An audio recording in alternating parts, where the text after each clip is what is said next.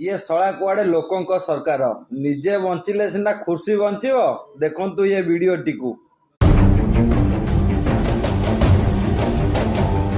गरीब खटिकिया वार्धक्य भत्ता विकलांग भत्ता एहाकू बढ़ाइबा पई सरकार पाखरे टंका नाही, किंतु निज दरमा विधायकों दरमा बढ़ाइबा पई सरकार पाखरे टंका अछि।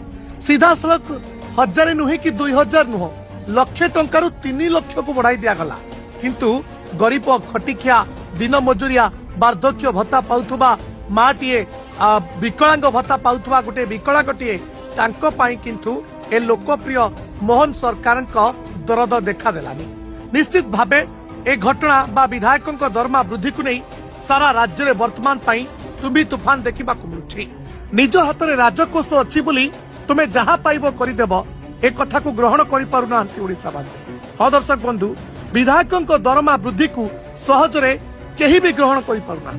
जेतेबेले राजरास्ता रे अनेक संगठन 1000 2000 बढ़ाइबा पाई राति दिन बसी आंदोलन करुथांती, सेतेबेले सरकार को पाखरे टंका नाही, राजकोष रे टंका नाही, किंतु विधायकों दरमा बढ़ाइबा पाई सरकार को पाखरे टंका अछि। निश्चित भावे निंदनीय। आसंतु देखिबा किए कहूछि 3 गुणा न करी 10 गुणा करंतु, तो आउ किए कड़ा भाषा रे निंदा करुछि। विधायकों वर्धित दरमा को नहीं सारा राज्य रे चर्चा, सबुठी असंतोष। बुद्धिजीवी महल हेउ कि साधारण जनता समस्ते खपा। एमानकु जेते मिलिले सेते नियंट। दिव्यांग वार्धक्य भत्ता वृद्धि पाई टंका नाही, हेले निज दरमा बढ़ाइबाकू टंका अछि। गरीब अवहेलित मानक प्रति एहा उपहास बोली कहउछंती लोके। छक बजार रु नहीं चाह खटी सबुटी चर्चार प्रमुख मुद्दा साजिछि विधायकों दरमा वृद्धि।